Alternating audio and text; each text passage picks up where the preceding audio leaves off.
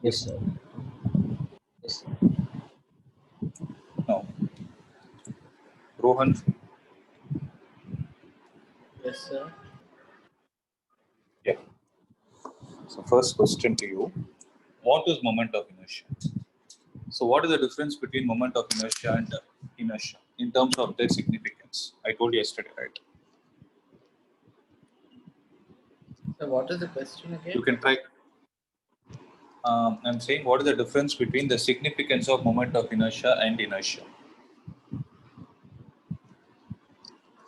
Inertia's tendency of an object to resist the force, whereas moment of That's right. inertia has a tendency to resist torque. That's good. Right. Okay. So mute yourself.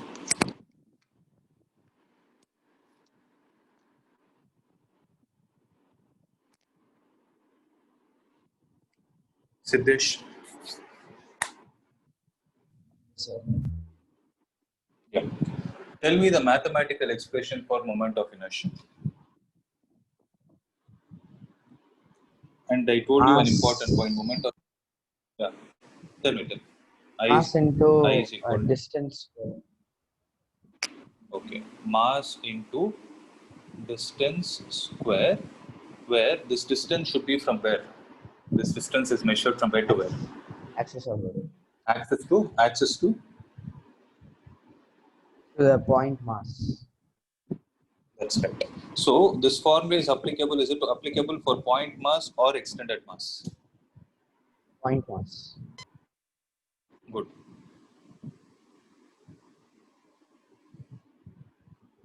You can mute yourself.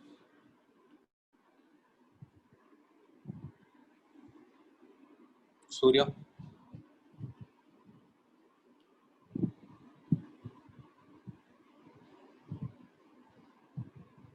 Surya Seshadri.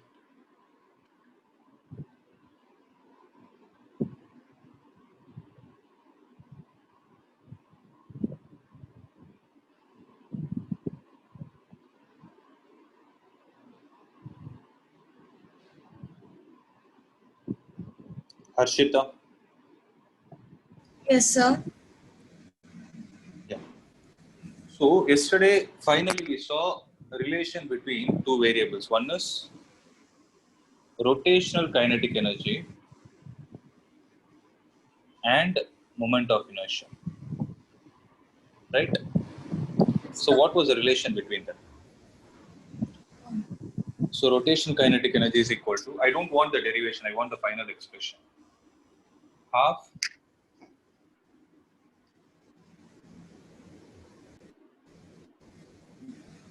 what is it?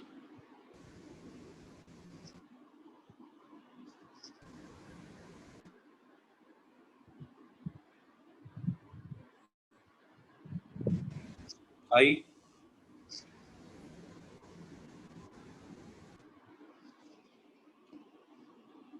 not sure. Not sure, sir. Anand.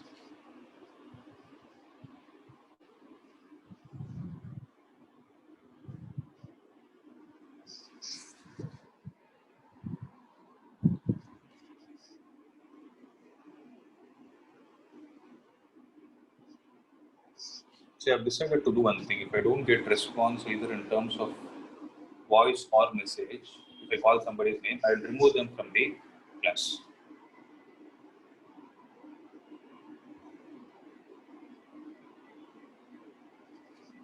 Okay.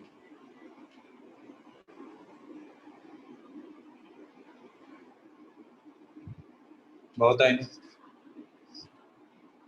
Yes, sir. Yeah. What is the relation between rotational kinetic energy and moment of inertia?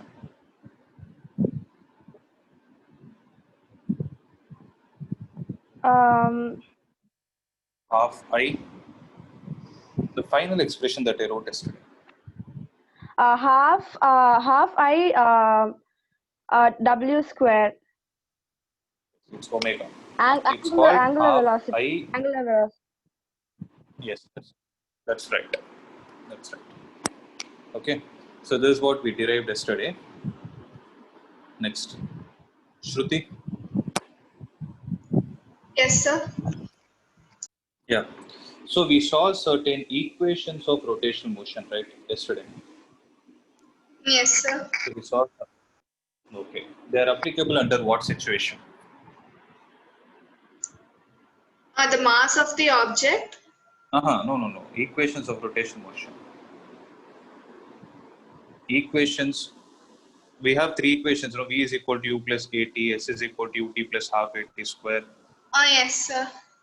In a similar way, I told there are certain equations for rotation also. What are they?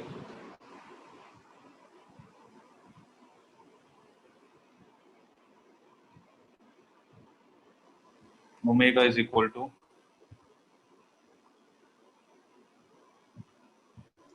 Omega is equal to omega naught plus alpha into t. okay. And Theta is equal theta equal to omega naught t plus half alpha into t square. And that's right. And last one is omega square minus omega naught square equal to 2 alpha into time. 2 alpha into theta, not time. Okay. Yes. All these are applicable under what condition? Under constant torque. Constant torque or constant angular acceleration. Okay, both mean the same. So today we are going to see the relation between them. Okay, listen. Mute yourself. So write down relation between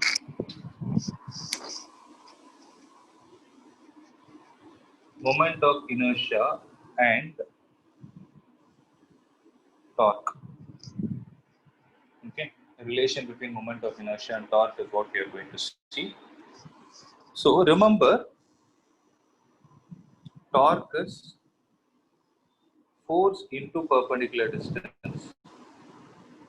Okay, so torque is force into perpendicular distance, right? This we have already discussed. This is in terms of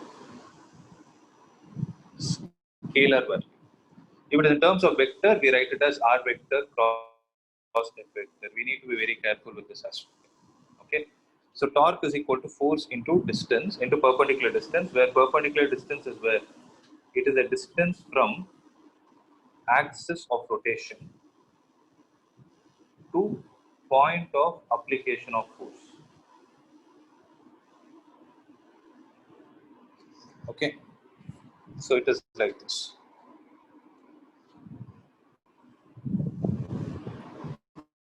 If I have this as the axis of rotation, okay, at a perpendicular distance, let's say there is a force F that is applied.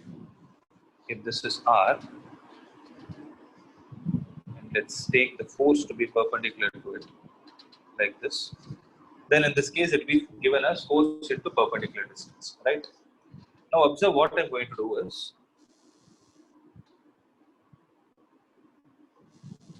force into perpendicular distance, I'll write it like this: force is mass into acceleration, Newton's second law, into perpendicular distance is r.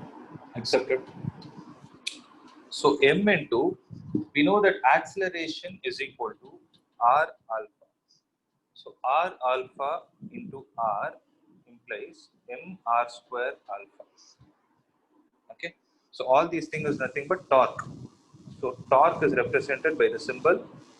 I told already, it is represented by the symbol tau. So it is m into r square into alpha. This mr square is what is called as the moment of inertia. So torque is equal to I into alpha.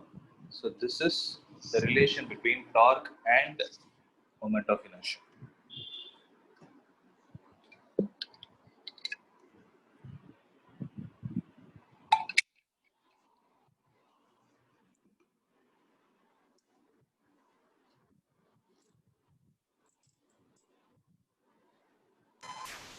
Sir, how mr square is I said md square is something, sir? mr square, I told you. See, that is why you don't memorize the formula. Mass into distance square. What is d and r? No, sir, yesterday I wrote it as d square, sir. That's why I told don't memorize the formula. You need to know what is the background of the d and r. I've been telling you, no? So perpendicular distance, it is r or d, it is going to be distance. R doesn't mean radius always. You should not remember it like that. If you remember like that, whole physics will be confusing. Know the background meaning of it. So torque is equal to I alpha. Okay.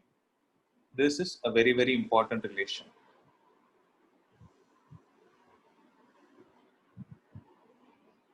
Next, I'm going to put it as angular momentum. Okay. So angular momentum is represented by the symbol L. You would have heard this word already in your chemistry. Angular momentum is used for the Bose quantization theory, right? So angular momentum is represented by L. Now look at the definition of it. So the definition of angular momentum is moment of linear momentum. Okay. So this might be confusing. Listen to this carefully. So in terms of physics, right, moment means product of distance and any other physical quantity.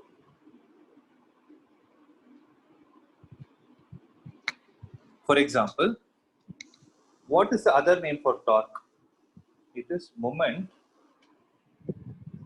of, fill in the blank, moment of Force. dash. It is moment of force, right? Here when I say angular momentum, I am saying it is moment of dash, that is linear momentum, right? So when it was moment of force, what did we do? We multiplied force with the perpendicular distance. Now you guys tell me logically, if I say moment of linear momentum, what should I do?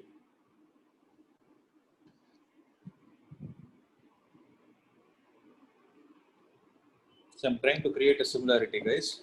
Moment of force, moment means it is distance multiplied with any other physical quantity, okay?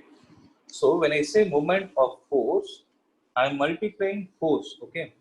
The underlying term, force with whom? With perpendicular distance. If I say moment of linear momentum, what is the underlying word? Linear momentum into distance. That's it. So in this chapter, when you say distance, the distance is always measured from where?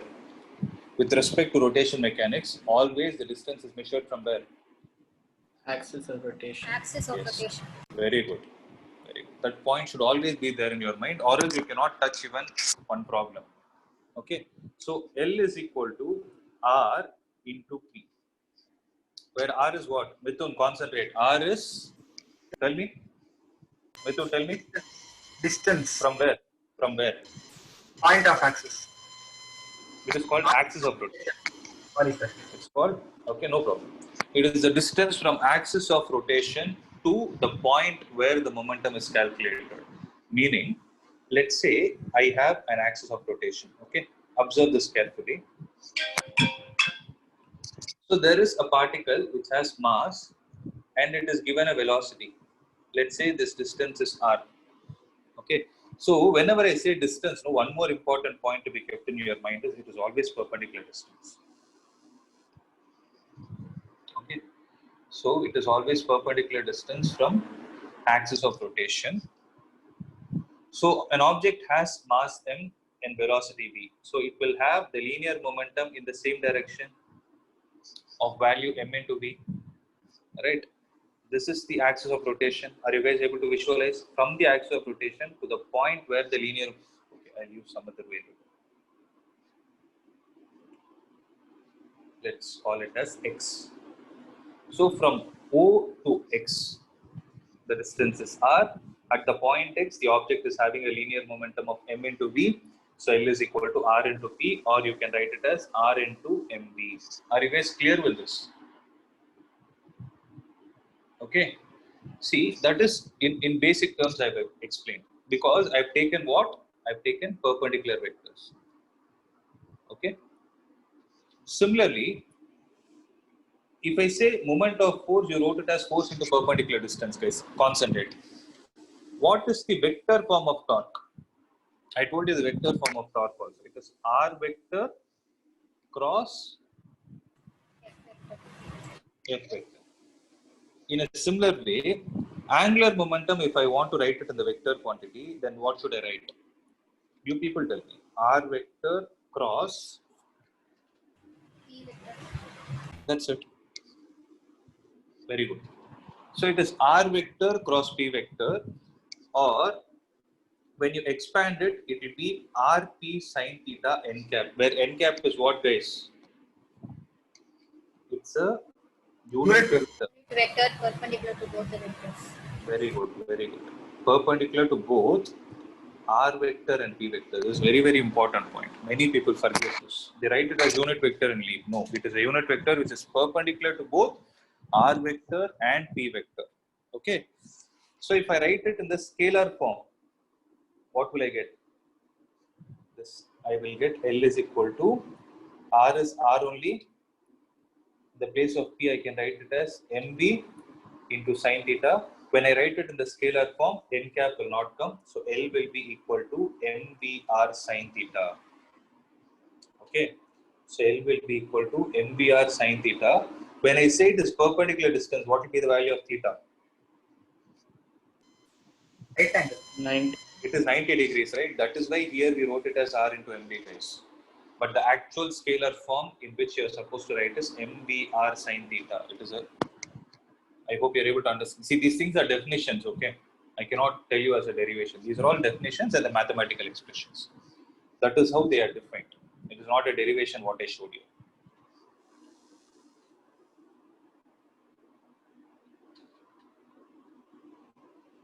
So this is very, very important, and this is also very, very important.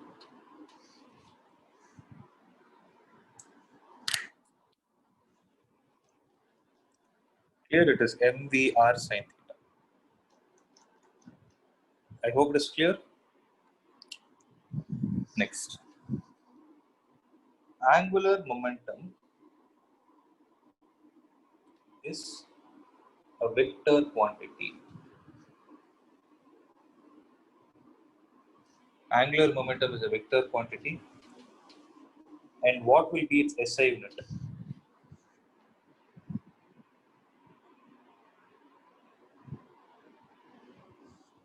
So mass is measured in kilogram, V is measured in meter per second, R is measured in meter, so it will be kilogram meter square per second square.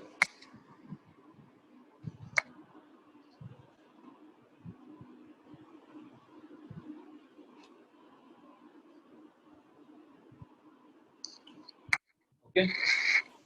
Sir, Correct. Yeah, tell me. sir, so any vector quantity can be represented as a scalar form, sir. Yes, it can be. We do it at many places. For example, force is a vector quantity. You can either write see, Newton's second law, the actual representation is F vector is equal to m into A vector. Correct? But most of the time when you solve the problem, you write it as F is equal to ma, because when you solve the problem, you will do an important step, that is putting the right direction of the force. So you need to have a clarity. It's a good question. Everybody listen. So if you have a vector quantity, while you're trying to approach any derivation or while you're solving the problem, many people have this confusion.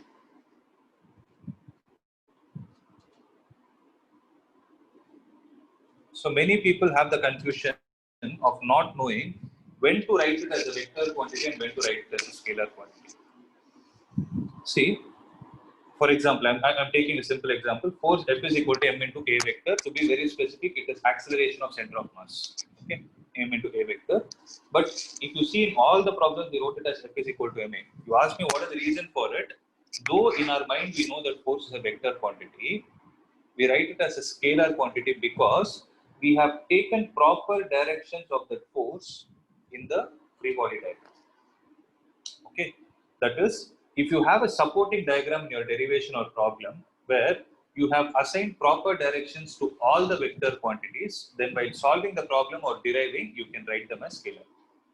Are you guys able to understand what I'm trying to say? Okay, so one more way I will say.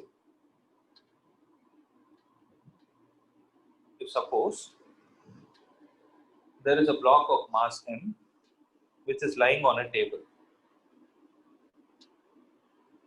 Okay, this is n, right? I have put proper directions. Now I'm saying apply Newton's second law to this. Apply Newton's second law to this. Then what will you do? So you can ask me a question, since Newton's second law is related to force, force is a vector quantity, how do you want me to write it? Do you want me to write it in the vector form or scalar form? If I say write it in the vector form, then what will you say?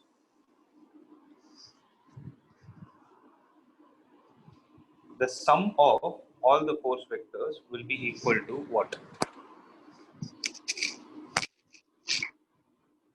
Along y direction. Yeah, it is 0, right? But what is the expression that you have on the left hand side? Here you will write n j cap, observe this, n j cap plus mg into minus j cap is equal to 0. Does my expression make any sense? Right? Is it right or wrong? Whatever I do. So is it right or wrong? It is right. Because I have assumed this direction to be y direction. So anything in the upward direction, if I take it as positive, downward will be negative. So by me writing like this, if I have to write it like this, I don't need a diagram at all. Okay, if I don't have the diagram also, a person who's reading this statement will understand that there is some force called N which is acting in the positive y direction, and there is some force called Mg which is acting in the negative y direction.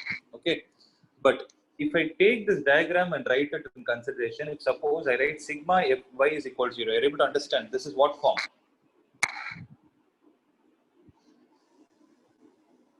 Vector form. If I have to write the same thing in scalar form, how I will write is n plus of minus mg is equal to 0. What is the difference? I'm not writing the unit. I'm not writing the unit vector. Okay, but still I'm following the same logic. Whether you do with this method or this method, the answer will still be equal to n is equal to mg only. Okay, it is up to you. It is your comfort.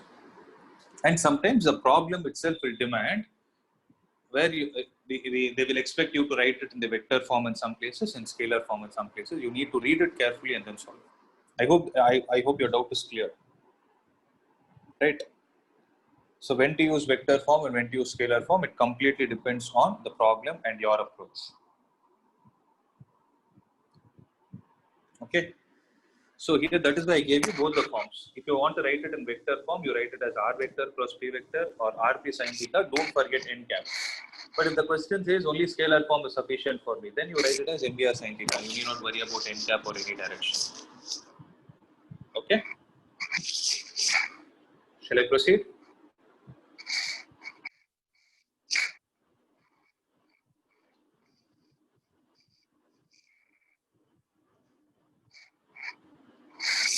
Sir, for angular momentum, it's kg meter square per second or second square? Oh, sorry, second. Second. I'm sorry. Thank you. It's kilogram meter square per second.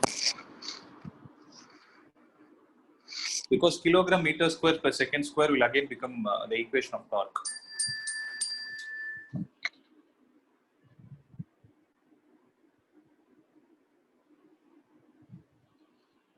Okay, shall I proceed now?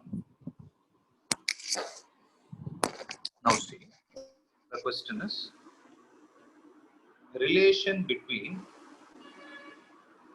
angular momentum and moment of inertia.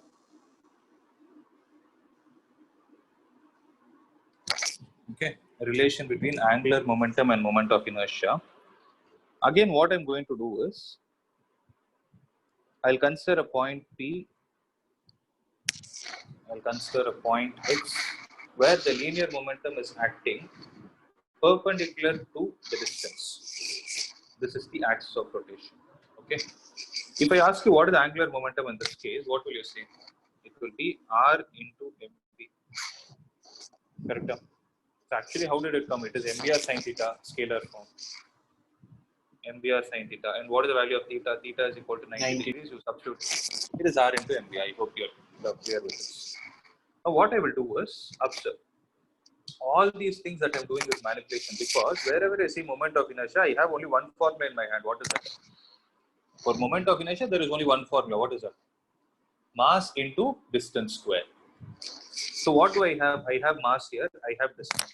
So for me to make the distance as a square, what am I supposed to do? Multiply and compensate it.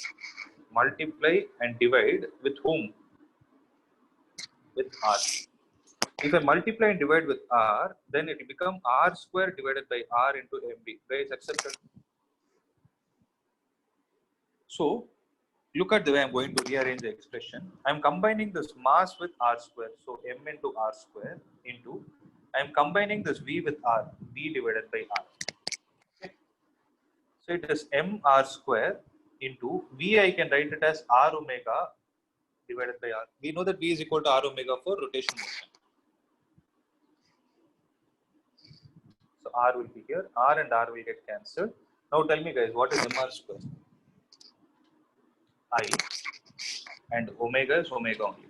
So angular momentum will be equal to I into omega. So by now you should have understood what is the most important term in this chapter. What is it?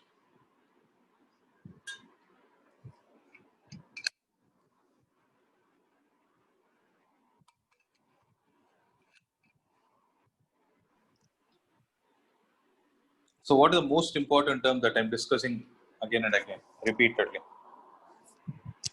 Moment of inertia. Moment of inertia. It is a moment of inertia. You need to have a great clarity on that. Okay, slowly, once you understand, I'll show you what is the significance of. You can actually do an activity and feel how moment of inertia will vary. I'll do and show.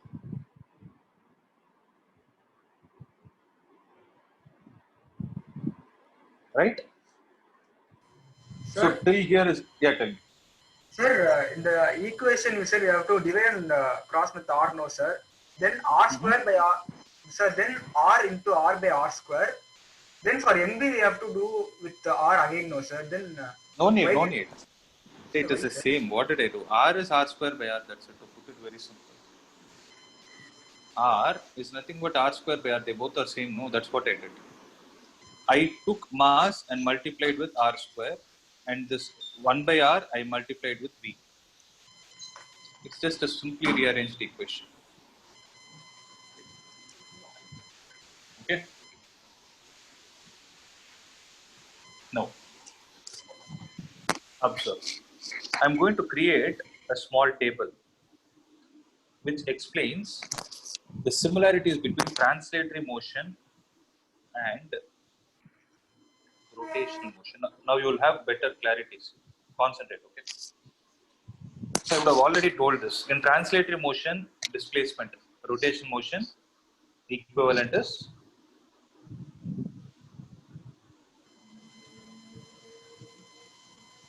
angular displacement. Here it is U. Rotation motion. Omega naught. Yes. Omega naught. B. Omega. Omega. A. Alpha. Alpha. Right. Something. Force. Torque. Then here kinetic energy. That is Yes. translatory kind. It is rotational kinetic energy. Right. Similarly, here linear momentum. Here it is rotational medium. angular momentum. Right. Now see, V is equal to R omega. Right. A is equal to R alpha. F is what, guys? F is ma. Newton's second law. Force is mass into acceleration. Today we derived torque. What did we derive torque as? Torque is I alpha.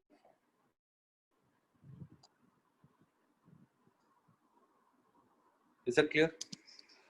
Translational kinetic energy, half mv square. Rotational kinetic energy, half Half omega I square. Omega I square. omega.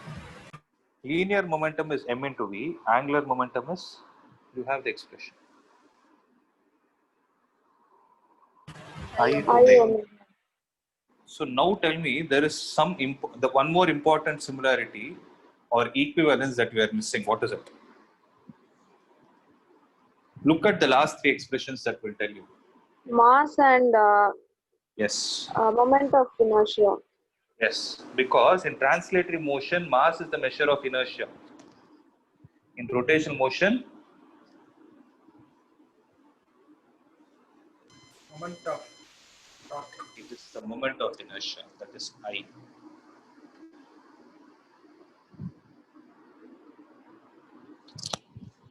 Are you guys able to understand all these things? Sir, so moment of inertia is the measure of rotational motion and torque is the measure of... It is not measure of rotational motion. It is a measure of resistance offered to the torque. I will show you the activity. Till then, hold it. Till you experience it, you will not understand what is moment of inertia. Till now, I explained only mathematically. You have not actually seen what it is. Right? First, let all these points get into your mind. Then, whatever I do and show, it will make some sense. You'll be able to feel it. Like how you saw for center of mass, right? You could actually feel it. You held it at some other position, you couldn't balance it, right? In a similar way, moment of inertia also has a simple activity which you can do and see.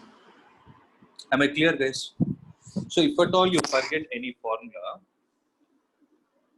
you need not memorize anything. You can actually bring the equivalence. Right? Most of the time it happens also. This is the relation between the translatory and the equivalent values in the rotational motion. The other thing also you can see V is equal to U plus AT, omega is equal to omega naught plus alpha t. All those things are also the same. Right? So I told you yesterday I told you one important point, that moment of inertia, can you please revisit what are all the factors on which moment of inertia is dependent on? I would have told you. Mass of the object, Yes. size and shape, Size and shape. and distribution of mass about axis of rotation. Distribution of this third point is there, no? That is very, very important. Now try to understand. Okay. Now I will open a table and show it to you. How it has come, I'm not going to explain. I'll show you certain values. Because they have removed two theorems from your syllabus. If you people are really interested, I will explain it, provided you people work on your basics and come. So as of now, I'm going to tell you, I'm going to show you the values and I'm going to make you sense it, that's it. See, if you see, page number 165 in your textbook. Okay. If you have a hard copy, you can keep it open. If you don't have it, you can just look at my screen. So there are some moments of inertia for regular shaped objects about specific axes that are given. Before that, let me stress on the point again. I told you one important point. The formula moment of inertia I is equal to m into distance square is applicable only when you have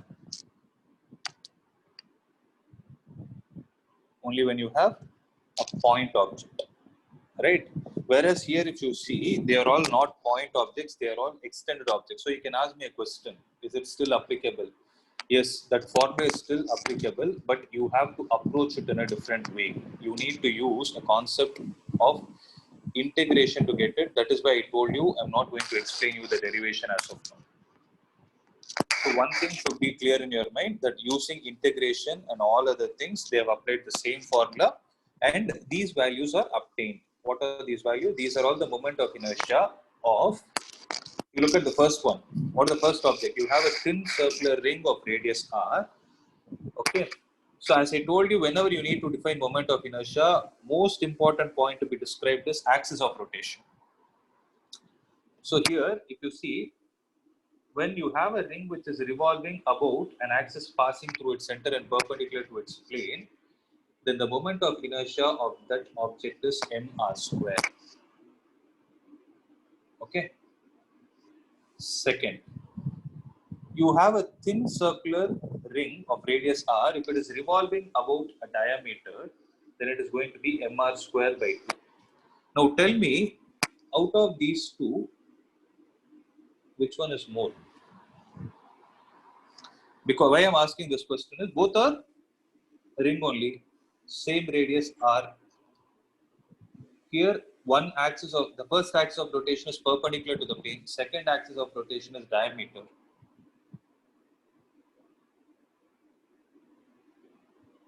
Okay, second axis of rotation is diameter. Out of these two, which one has greater moment of inertia? Let's look at the value. First one. Okay. What is the meaning of it? I'll explain later. Okay, this point, have it in your mind. First one is having more moment of inertia because of what difference?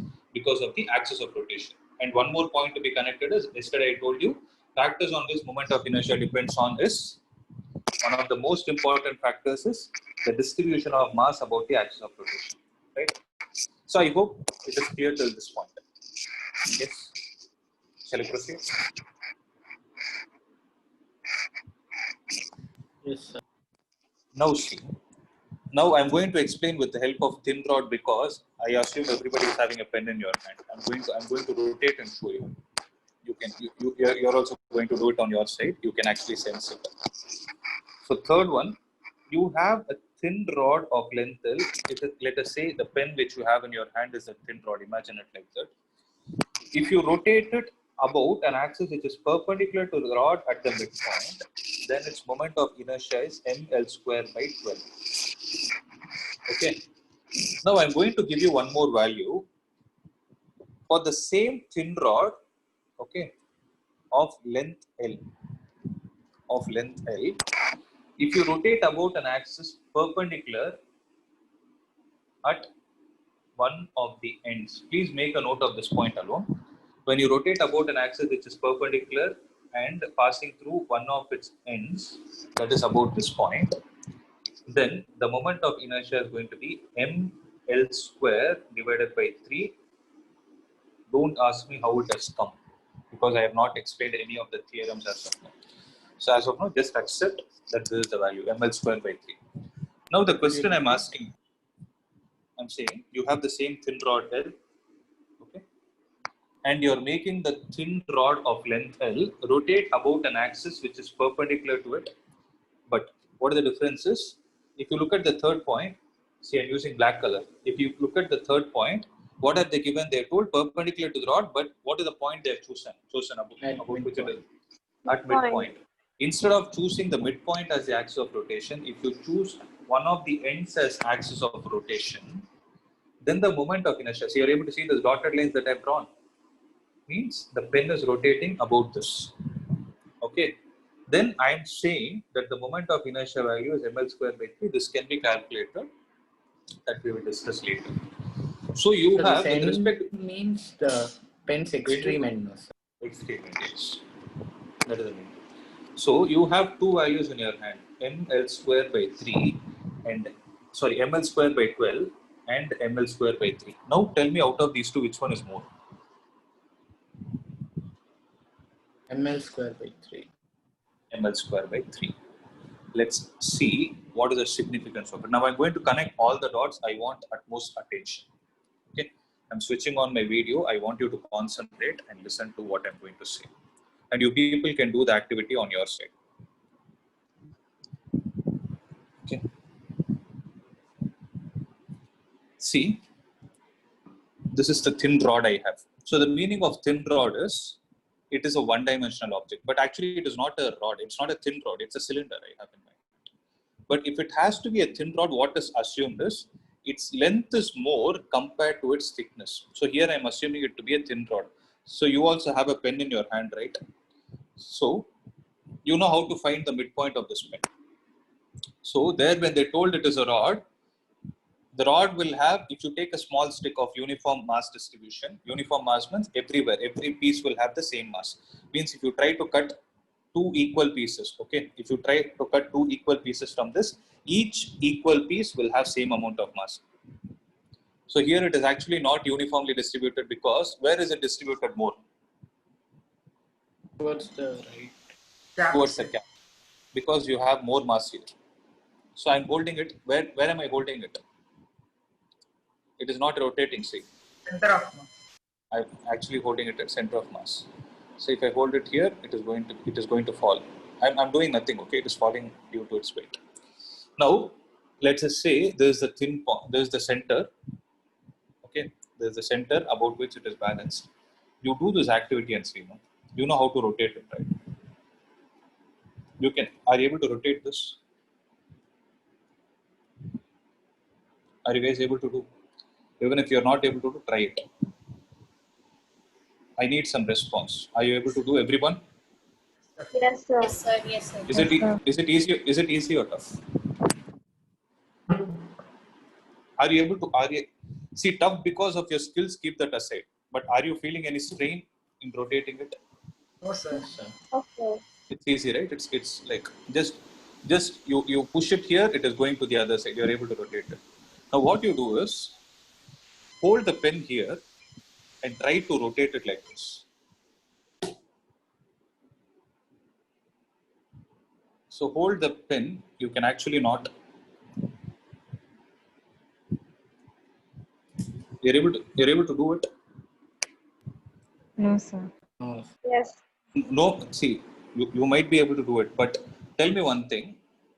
Compared to this one It's difficult, and sir. this one, which one is difficult? The The second one one. we hold at the end. At 10 When you hold it at 10, right? So mathematically, what did moment of inertia tell us? I gave you two values. What are they? When you rotate it about the center, the mass of the rod is m, its length is L, and its moment of inertia is ml square by 12. When you hold it at this point and rotate, what is going to be the moment of inertia of it? L square by 3. ml square by 3. And it is you people who told me that ml square by 3 is more than ml square by 12. Accepted. Mathematically, yes, that is right. Now comes the question. Let's revisit the basic again. So what is the significance of moment of inertia?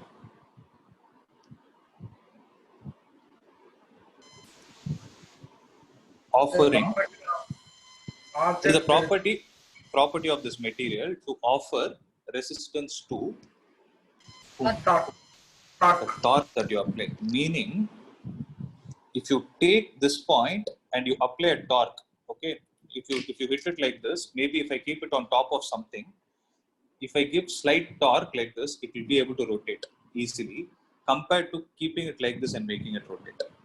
That is why, are you able to experience that? You also told me, right? You told me that when you're able to hold it at the end, you're not able to rotate it. Let's forget about end also. So you're rotating about its center, no? Slightly push your hand to some other point and try to rotate it. Forget about end. Slightly push it to some other point, not exactly at the center of mass. Push it somewhere on the right or left. It's your wish, and try to rotate it. Now tell me your experience. Is it difficult? Is it difficult? Yes, it will be, because the moment of inertia will be the least when the axis is passing through its center of mass. And the reason is very simple. When the object is at center of mass, it is balanced and it is not offering more resistance to the torque. Whereas when you take some other point, the mass is not equally distributed. The mass on this side is actually trying to topple. Topple in the sense it actually wants to go down, but we are forcefully putting it in rotation. Whereas when it is here, it is balanced. It is not trying to go on the anti-clockwise or clockwise direction. When you are able to rotate it, it is able to easily rotate.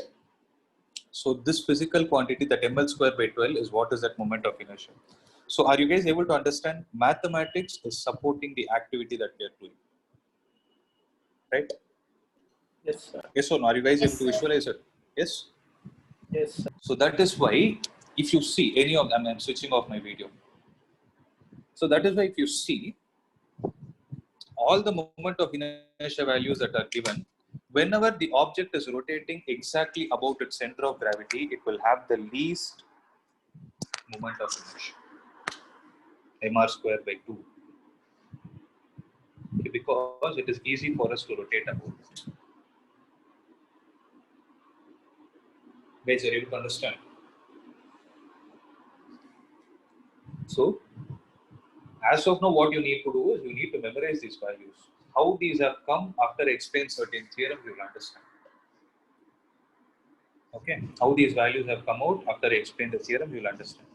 So, but now, are you, so you people told me that you are able to actually sense how moment of inertia will be for different distributions of masses, right?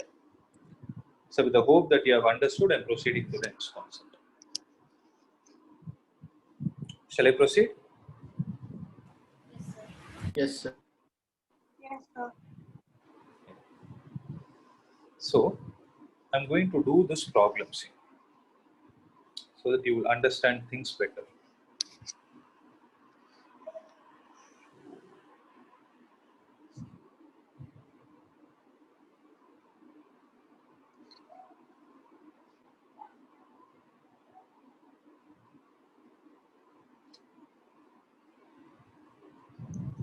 So it is example 7.15 from your textbook.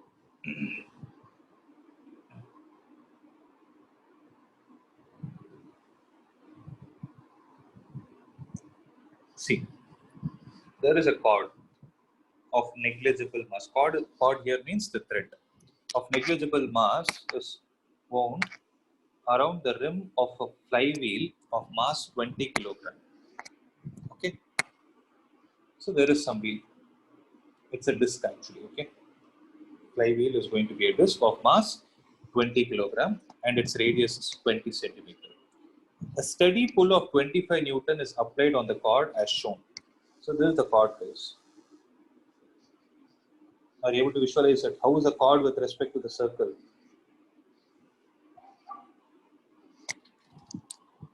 Perpendicular. It is tangential. This is a point of contact. No, this is not like a tangent. So there is a tangential force of 25 Newton that you have applied. So that what is going to happen? The flywheel is mounted on a horizontal axis with a frictionless bearing. Compute the angular acceleration of the wheel. Find the work done by the wheel when 2 meters of the cord is unmoved. Find also the kinetic energy of the wheel at this point. Assume that the wheel starts from rest. Compare the answers to part B and C and tell what is the answer. Okay, so let's see. So tell me one thing, are you guys able to visualize it? Are you able to sense how is it working? I just want to show you. Just give me a minute. No? I'll get some.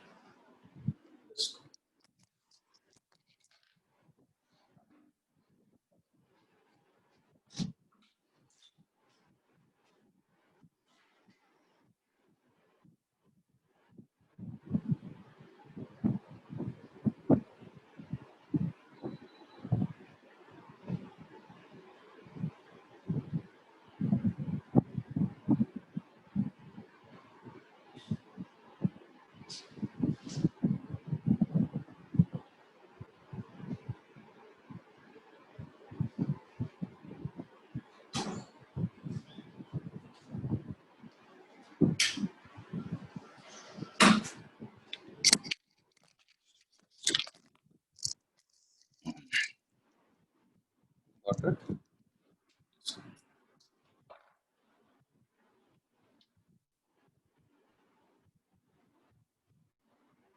I want somebody to read out the question. There is a cord which is wound around a flywheel. Okay, there is a flywheel that I have. I have a flywheel which is like a disc. Okay, and there is a cord which is wound around it. So I'm not able to exactly put it. Okay, I'll take it in this. I'll put it in this way. So there is a cord which is wound in this way. And this is a diagram that is given to you. So there is a force of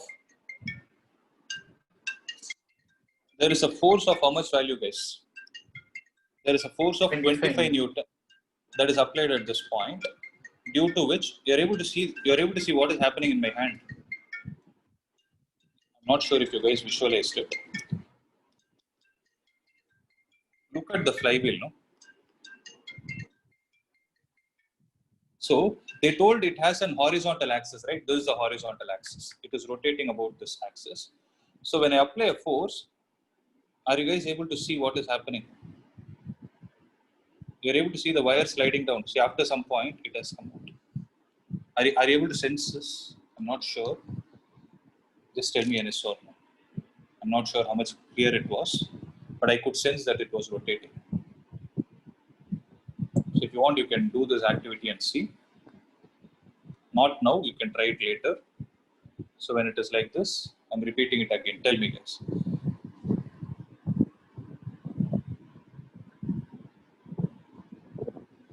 It's actually not sitting because of lack of friction.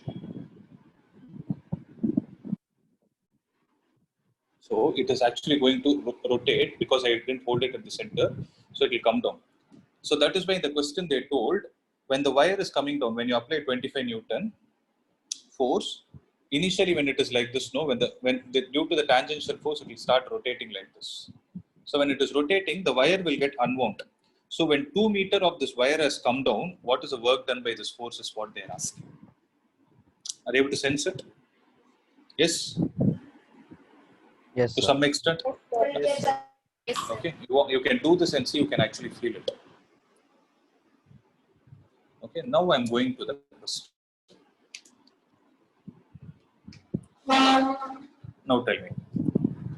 So, what exactly is happening? Due to this force, this wheel starts rotating.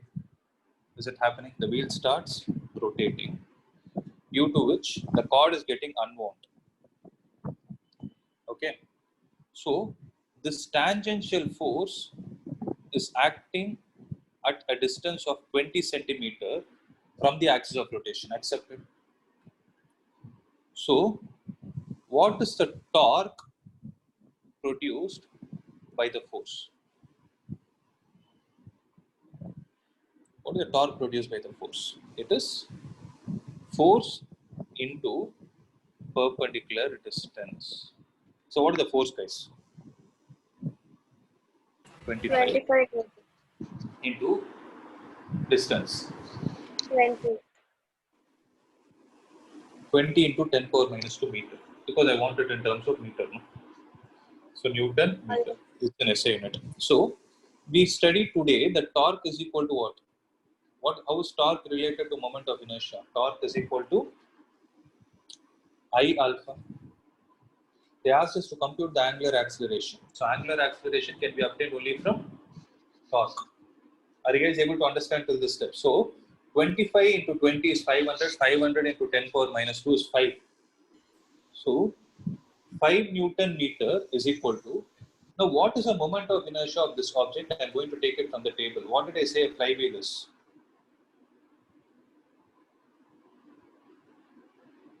What is a flywheel? Flywheel is a circular disc of radius r. So it is rotating about this axis.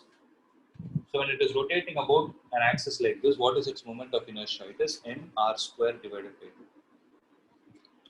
So 5 is equal to mr square divided by 2 into alpha. Can I put it like this? I'll take torque is equal to. So torque is 5. What is the mass, guys? 20 into radius square. That is 20 into 10 power minus 2 square divided by 2 into alpha. Can you guys calculate this value? So alpha will come out as Q radians per second square. This calculation part I'm leaving it to you. Next, what have they asked? Compute the work done when the cord is pulled by a distance of 2 meters. Who's doing the work? Work done by 25 Newton force is equal to how much? What is the basic formula for work done? Force into displacement.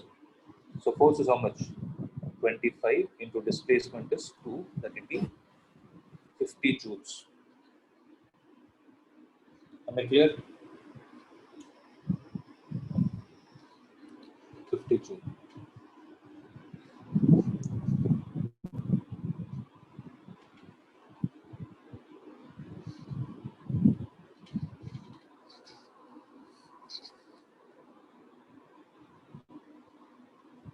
Now see. Third is find the kinetic energy of the wheel at this point. Assume that the wheel starts from rest. So what is the kinetic energy? What is the formula for kinetic energy? It is half I omega square. Right? Half I omega square. So half into I is how much, guys?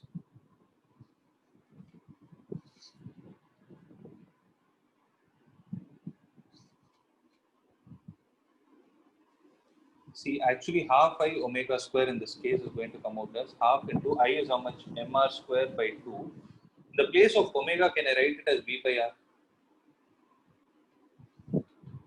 So this will be 1 by 4 into mr square into V square divided by R square. This and this will get cancelled. What will be the answer? It is 1 by 4 mv square. So 1 by 4 is a constant. Mass of the flywheel is known to us. What about the velocity of it? So to find the linear velocity of it, what we will do is, we will use V square minus U square is equal to 2as. So V square is what we need to find. Assume that it has started from rest 2 into, what is the acceleration, guys? Acceleration is R into alpha. Accepted? Acceleration is R alpha. What is the distance through which the thread has moved?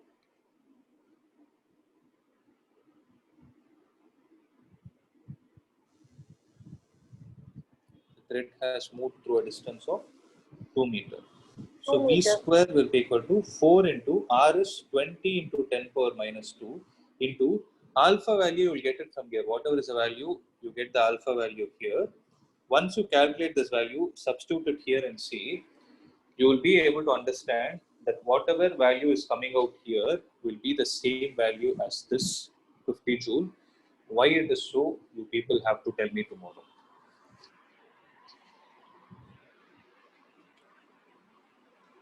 Make a note of it.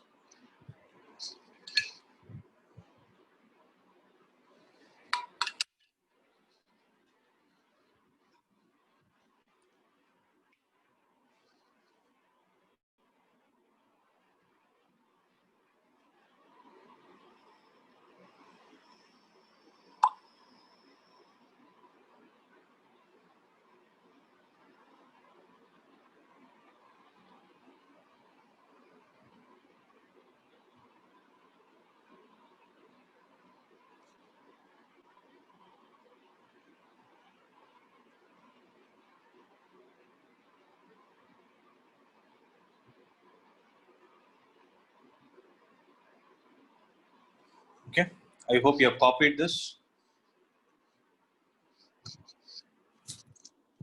Right. So that's all from my side. Just wait for a minute, don't leave.